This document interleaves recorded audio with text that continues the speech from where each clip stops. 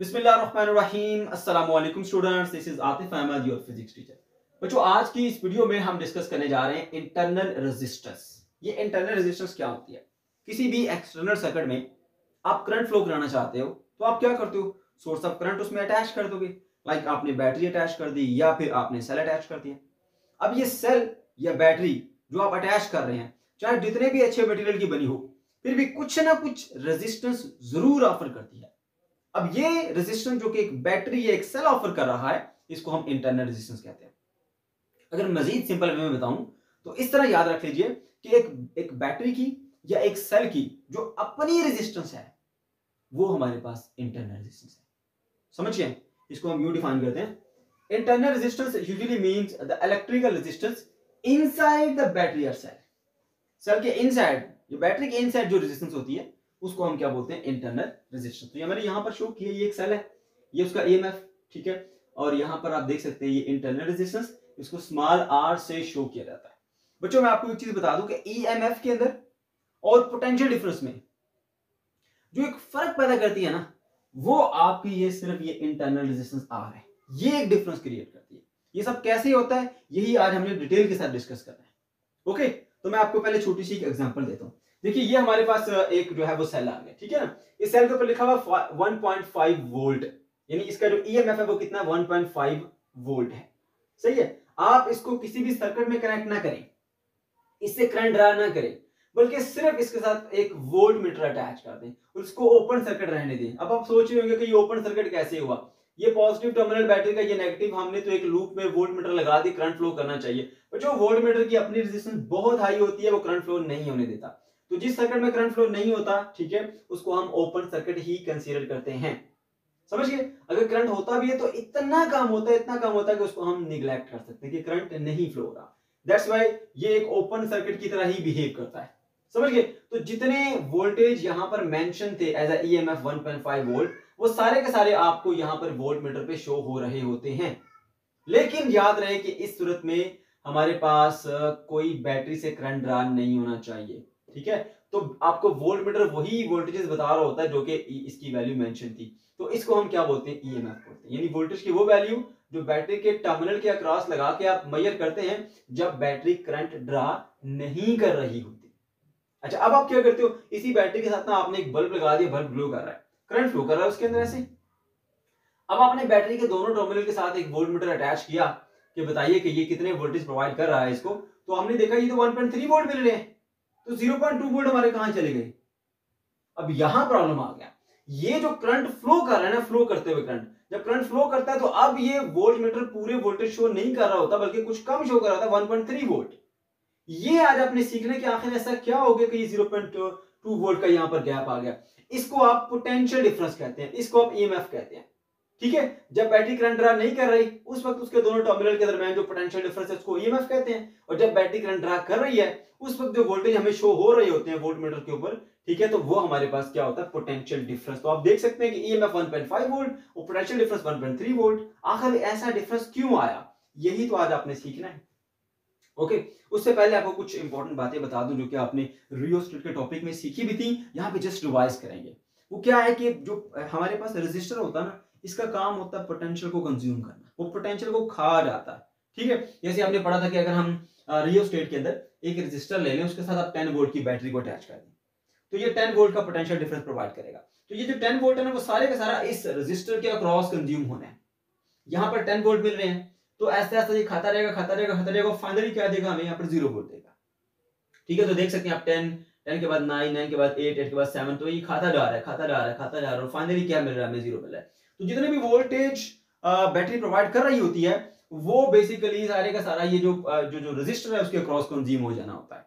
और एक और पॉइंट जो कि आपको याद रखना है कि अगर आपके पास दो इस तरह से रेजिस्टर हो, एक बड़ा और एक छोटा, तो आप देखेंगे कि जो टोटल रेजिस्टेंस इनकी बनती है ना, इक्विवेलेंस रेजिस्टेंस, ठीक है, उसके क्रॉस ये 10 वोल्ट पूरे डिवाइड हो जाएंगे।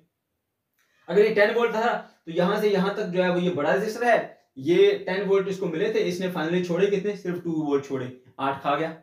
फिर अगर छोटे वाला इसको 2 मिले थे, इसने 0 कर दी, यानी इसने सिर्फ 2 वोल्ट खाए। तो बड़ा रेजिस्टर ज्यादा खा लेता है, छोटा रेजिस्टर कम खा लेता है। समझिए? ओके, तो ये कंसेप्ट अपने याद रखना। तीसरी बात कि जो वोल्टेज है उनका ड्रॉप आता कब है, यानी एक रेजिस्टर वोल्टेज खाता कब है, जब उसमें से करंट पास करेगा। याद रखना ये पॉइंट, अगर करंट पास नहीं करेगा तो फिर वोल्टेज में ड्रॉप नहीं आएगा। रेजिस्टर सिर्फ और सिर्फ उस वक्त वोल्टेज खाता है जब उसमें से करंट पास करता है। अगर करंट पास नहीं करेगा तो वो वोल्टेज ड्रॉप नहीं लाएगा। आप सब जानते हैं V is equal to I R होता है, V is equal to I into R. ठीक है, तो V को अगर हम पोटेंशियल ड्रॉप की सूरत में लें तो ये प्रोडक्ट होता है करंट की और रेजिस्टेंस की। अगर करंट ही ना हो तो इसका मतलब है करंट की वैल्यू जीरो है, तो जीरो इंटू आर क्या मिलेगा आपको, जीरो। तो अगर करंट पास कर रहा है तो आपको पोटेंशियल ड्रॉप मिलेगा, अगर करंट पास नहीं कर रहा है तो पोटेंशियल ड्रॉप आपको नहीं मिलेगा। ये बहुत ही इंपॉर्टेंट पॉइंट आपने याद रखना, भूलना नहीं है इसको, ठीक है ना। अच्छा जी, अब मैं आपको बताता हूं कि भाई आपको क्यों डिफरेंट वैल्यूज मिल रही थी जब हम मेजर करते हैं एक ओपन सर्किट के अंदर, ठीक है, तो 1.5 वोल्ट पूरे मिल रहे होते हैं। जब आप इसको मेजर करते हैं क्लोज सर्किट में तो फिर जो है वो आपको 1.5 वोल्ट पूरे नहीं मिल रहे होते हैं। देखिए सबसे पहले आप एग्जांपल लेते हैं क्लोज सर्किट की। एक क्लोज सर्किट में आप देख सकते हैं ये हमारा सेल आ गया, ठीक है, इस ये सेल का ईएमएफ आ गया और ये उसकी इंटरनल रेजिस्टेंस जिसको मैंने स्मॉल आर से शो किया हुआ है, और ये एक एक्सटर्नल लोड की रेजिस्टेंस या बल्ब कह ले, फैन कह ले, कुछ भी कह ले, ये वो रेजिस्टेंस है, ठीक है ना। और यहां पर आपने एक वोल्ट मीटर अटैच किया हुआ है। अब देखिएगा जब इस स्विच को हम ऑन कर देते हैं ना, ये स्विच ऑन है तो इसमें करंट फ्लो होने लगता है ऐसे, ठीक है। तो अब ये करंट जो है वो यूं फ्लो होकर जाता है। अब जरा सोचना, ये ईएमएफ है यानी जो इसके ऊपर मेंशन है 1.5 वोल्ट, ठीक है, और करंट फ्लो करेगा, वो करंट इस रेजिस्टर से भी पास करेगा, वो करंट इस रेजिस्टर से भी पास करेगा, ऐसे लूप के अंदर, ठीक है। तो मैंने बताया कि जब जब रेजिस्टर से करंट पास करेगा तो वो पोटेंशियल ड्रॉप करेगा, क्योंकि रेजिस्टर का काम ही है पोटेंशियल खा जाना, ठीक है। अब बैटरी की अपनी भी रेजिस्टेंस थी, जब इसमें से करंट फ्लो करके जाएगा तो कुछ ना कुछ पोटेंशियल ड्रॉप तो बैटरी के अपने अंदर ही आ जाएगा। अब 1.5 वोल्ट थे, लेकिन बैटरी की अपनी रेजिस्टेंस से जब करंट गुजरेगा तो बैटरी खुद ही कुछ ना कुछ पोटेंशियल कंज्यूम कर जाएगी, समझ गए।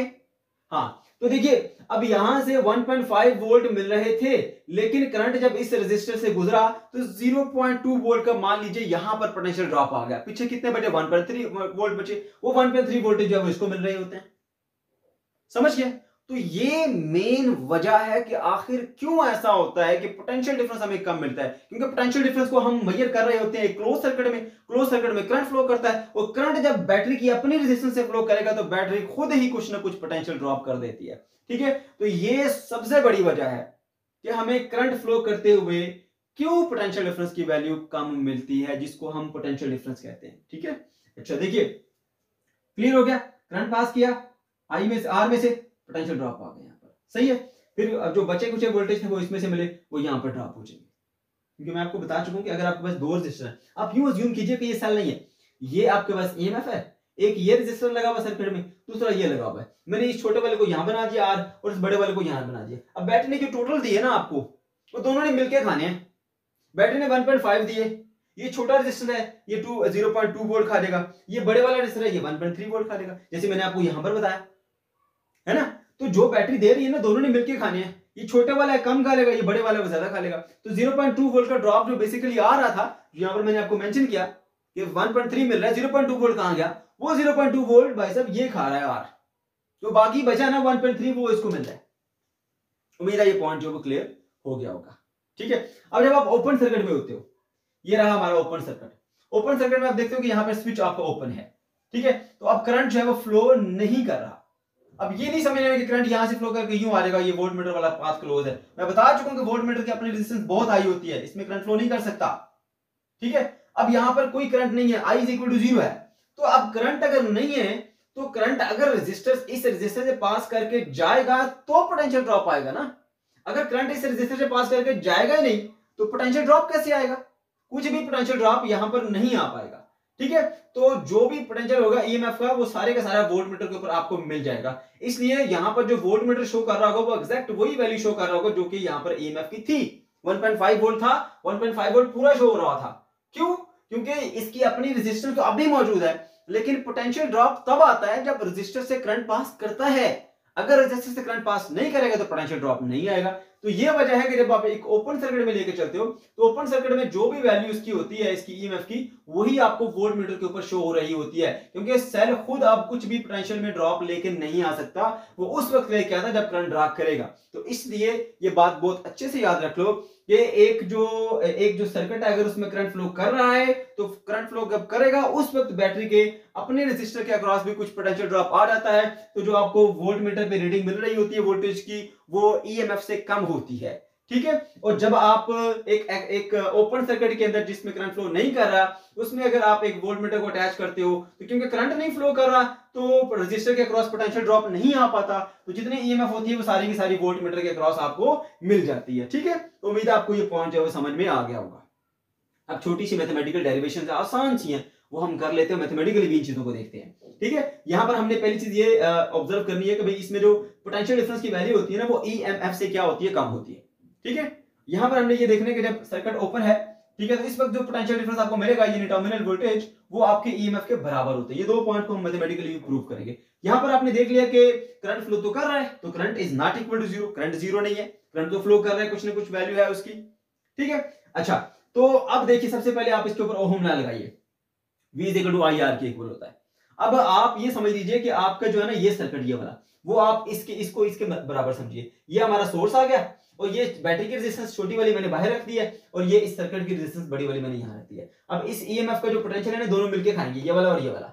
सही है, तो अब सबसे पहले ना आप ये करें, क्योंकि ये एक रेजिस्टर है, ये दूसरा है, दोनों क्या है आपस में सीरीज में लगे हुए, तो इनको जोड़ के ना आप एक जो इसका इक्विवेलेंस रेजिस्टेंस है वो निकाल लीजिए। इक्विवेलेंस रेजिस्टेंस सीरीज में कैसे निकालते हैं, अगर सीरीज में रेजिस्टेंस लगे होते हैं तो सिंपली उनकी रेजिस्टेंस को आप ऐड कर देते हो, तो इक्विवेलेंस रेजिस्टेंस मिलेगी आपको R प्लस R, ये पहले से करके रखे आप।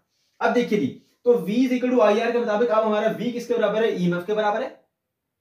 I करंट, क्योंकि एक जैसा करंट दोनों से पास कर रहा है I, तो वो I आ जाएगा, और रेजिस्टेंस दोनों की मिला के इक्विवेलेंस रेजिस्टेंस मैंने आर ई क्यों लिखा, फिर इक्विवेलेंस रेजिस्टेंस किसकी इक्वल है मैंने यहां पर बता दिया, R प्लस R की इक्वल है, उसकी जगह यहां पर वैल्यू पुट करो, so EMF is equal to I into R plus R। अब यहां पे न्यूमेरिकल्स में अगर आप करंट की वैल्यू निकालना चाहते हैं तो उसके लिए फार्मूला मैं बना के दे देता हूं, I इधर ही रहेगा, ये पूरी की पूरी ब्रैकेट जाके नीचे डिवाइड हो जाएगी, so I is equal to EMF divided by R plus R होता है। ये आपके पास करंट का फार्मूला आ गया, ये जस्ट न्यूमेरिकल के लिए, लेकिन हमारा जो मेन टास्क है वो दोबारा हम यहीं से स्टार्ट करेंगे। ईएमएफ इज इक्वल टू, अब I इनटू R क्या होता है, आपने यहां मल्टीप्लाई करके लिख दिया, I इनटू स्मॉल r क्या होता है, यहां पर मल्टीप्लाई करके आपने लिख दिया। अब आप सब जानते हो कि ये I करंट है और R वो रेजिस्टेंस है, इस रेजिस्टर से जो करंट पास करके जाता है, तो जो पोटेंशियल डिफरेंस आपको मिल रहा होता है ना, वो I इनटू R मिल रहा होता है, तो इसके अक्रॉस जो पोटेंशियल आपको मिल रहा है उसको आप टर्मिनल वोल्टेज भी कह सकते हो, VT से उसको डिनोट किया जाता है, तो I इनटू R की जगह मैंने VT यानी टर्मिनल वोल्टेज मैंने यहां पे लिख दिया। ठीक है बच्चों, ओके, और ये जो I इंटू आर है, I इंटू आर, ये वो पोटेंशियल ड्रॉप है जो बैटरी के इनसाइड आ रहा होता है, जो बैटरी के इनसाइड आ रहा होता है। अगर मैं आपको इस रियल लाइफ के एग्जांपल से बताऊं तो ये ईएमएफ जो है वो 1.5 वोल्ट है जो बैटरी के ऊपर मेंशन थे, ये IR ये वो वोल्टेज है जो कि आपको यहां पर शो हो रहे हैं जब करंट फ्लो हो रहा है। अब जो ये जो I है ना, small I into R, sorry small R into I, ये वाला जो पोटेंशियल ड्रॉप है ये वो है जो बैटरी के इनसाइड आ रहा होता है। 1.3 ये मिल रहा है ना, तो जो 0.2 का गैप है ना वो इसके अंदर ड्रॉप आ रहा है बैटरी के अंदर, ये वो पोटेंशियल ड्रॉप है जो IR है।